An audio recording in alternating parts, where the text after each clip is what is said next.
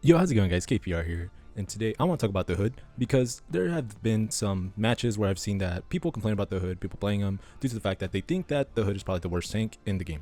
And I generally do not agree with that. At first, seeing the person play at the first match that I did think that at first because they did absolutely horrible, but that's just because they didn't know what they were doing. They most likely just insta-locked them like most people do at the very beginning of the season when a new hero comes out, they don't know how to play him, and it's in ranked, so you're going to get shafted most of the time. But the Hood is definitely not the type of tank player you think he's going to play. He generally does not play like a tank. You have to be using way more cover than any of the other tanks we have right now.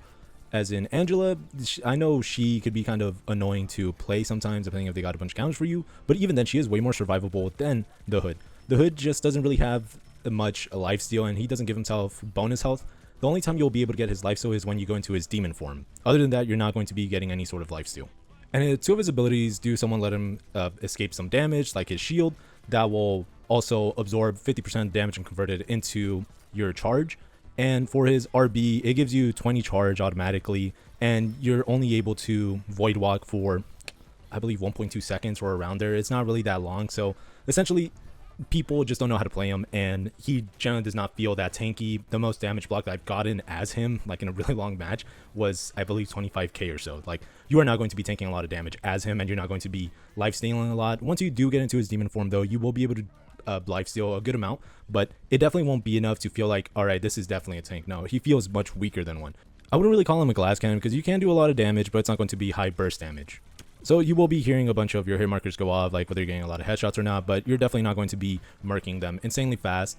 But I do like his playstyle from time to time. I have been trying to play him a lot in these ranked matches whenever he isn't insta-locked from me. But as soon as people see that he's not really the greatest, people generally don't try to play him. And some of your teammates may get mad if you're the only tank, because I understand that this one is definitely an off tank. Playing him as the very solo tank, you have to be extremely good and know your positioning very well in order to actually solo tank as them. And even then, let's say the enemy knows what they're doing as well, you're most likely going to get shafted either ways. Alrighty, but I do want to somewhat get into how his abilities work. Essentially, your primary fire is going to be giving you 2 energy for your demonic form, and at 50 energy, you're going to be able to shoot much faster. And your shield radius gets a bit bigger as well, so you're going to be able to block a bit more. But that shield doesn't last long, just letting you guys know. I usually just use a shield whenever I'm either going to parry or if I know I'm going to go into my demonic form, so I can get a bit more energy and use my demonic form for a bit longer. An important thing you guys should know about building up the demonic form is that whether you crit or not, you will not going to be building up more energy for critting. You're still going to only get 2 points of energy per hit. So in a perfect world where the enemy's standing still, or like, you're going to be hitting all your headshots at that moment, technically it'd be much better if you hit body shots because you're going to be building up much more energy. I believe you only get around 26 on tanks or so if you're hitting all your headshots as him, and you will get a bit more if you use your LB. I forgot what that's called, my fault. All right, it's called the Abyssal Veil, my fault again. But yeah, if you hit the Abyssal Veil, whenever you hit an enemy, you'll gain 0.75 more energy, so almost 1 more energy per hit. And like I mentioned already, it does not matter whether you crit or not. And the other good thing is that your lifesteal will gain a much better percentage if you shoot through the veil when you're in your demonic form. This also makes enemy projectiles and, well, anything that they shoot through it much weaker, and it also gives a healing reduction if any heals go through it. When you're in your demonic form as well, note that you won't be able to use your shield because it's going to be replaced by your second pistol. You're going to have to be holding down both triggers if you're on console, and if you're on mouse and keyboard, just both of the clicks, you're going to be holding them down in order for you to shoot both pistols. You probably could bind it to something else, but I just leave it as it is just because I'm like, it doesn't really matter too much to me. I'm either going to be, if I'm in this form and I'm not able to tank some damage, then I'm most likely going to be screwed over either ways even if I have my shield.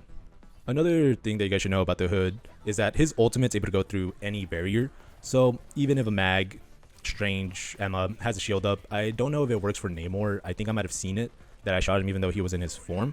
But that's the only one I haven't really been able to test it on. But yeah, you're able to shoot through shields. It's a pretty cool ability, and you're able to do a lot of damage with it. But just note that if a support roll is up, or if their support are actually good at killing their people, they're going to actually be out healing your ult damage. It really isn't that fast, and you do a good amount of damage, but it's definitely not enough where it's like, all right, let's ult for this ability. Like, no, you don't have to ult to it. You can literally either kill the Hood while they're in their ult because it doesn't give them a second life, or you could literally just be healing your teammates in order to make sure that the damage is negligible. Now, like I mentioned, you are able to be killed out of the ult. It's not like Hela's ult where once you kill the big Hela, you're going to be able to go back to your normal form. No, you're going to be murked. So what you should do if you see yourself getting melted is go out of your form because it'll give you full health again. I don't think many people know that, so it's a pretty good tip to know, just so you guys don't get murked while you're ulting, and if you are, you might as well just get out of it, be full health, and go back to your teammates. That's really all I have to say about the Hood. He can be pretty fun to play. I have been enjoying him much more than some of the recent tanks, but what I do have a problem with is that his abilities feel really underwhelming. Not necessarily like his regular abilities, his team up abilities. His Scarlet one doesn't really feel like much. Like, yeah, sure, it does some damage, and allegedly it does some damage reduction. I haven't really noticed it, but you're also able to teleport with it, and maybe if the placement was a bit bigger, or not bigger, but you're able to place it much longer, then it might be worth it. You're able to place it around 10 to 15 meters away from you. It doesn't really seem by much, because honestly, if you're walking and then you turn on your ability, you'll most likely be there at the same time that you would have been there if you just walked instead. It's kind of weird because it has a bit of a delay when you activate the teleportation effect of it. So yeah, just keep that in mind. I've been testing out the Moon Knight as well. It's alright. I don't think there's really much to say about it. Like, it does a bit of damage once someone gets closer and does some damage to it, but other than that, it just feels really underwhelming in team up abilities. I feel like they could have done some other things with it, but I generally don't know who the Hood is. Like, I'm somewhat mad that they added the Hood instead of Nightcrawler, or just other people that I actually know of, at least. It's just kind of annoying that they add some of these heroes that I don't know of. Like, I was kind of mad when they added Angela. Who else? Oh, Elsa. And there was a few more that I'm just like, dude, I don't know who these people are. I generally don't care about these characters. They've been teasing Nightcrawler for a long time, and I know he could be OP, most likely if he comes out, and I know damn well he's going to be DPS. But either ways, I wouldn't care. At least there's going to be a character I actually always loved since I was a kid, and I would rather have him there, be OP, and me being annoyed by dealing with him. But yeah, I was just really confused when they added the Hood. I was like, who the hell is this? When I saw that the team up ability with Jubilee. So yeah, but at least he gives a pretty good team up for Jubilee. Like, he makes her insanely good, and you're mostly going to have the enhanced version at all times because there's going to be someone playing the Hood unless they ban them. And the Blade team up with Jubilee is good, but I would prefer the Hood's team up ability because you're going to have the enhanced version almost at all times. No one really likes playing Blade much still. So yeah. But anyways, my dudes, that's all I really want to talk about. I want to talk about the Hood. He is definitely not the weakest tank right now. I would say you're able to play him at a pretty good pace and you're able to do a lot with them, but you are definitely going to need to be hitting a bunch of your shots and being able to use your cooldowns well and know when and when not to get out of ult.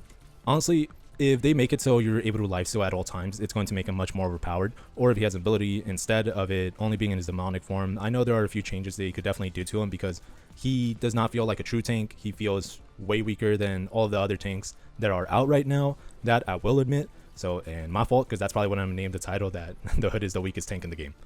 And I mean that health-wise, I don't mean that like damage-wise, because he's definitely a heavy hitter from time to time. But like I mentioned already, you can do a lot of damage with him, but it's not going to be high burst damage. And that is something that can be a problem if their support's not getting murked consistently by your dive.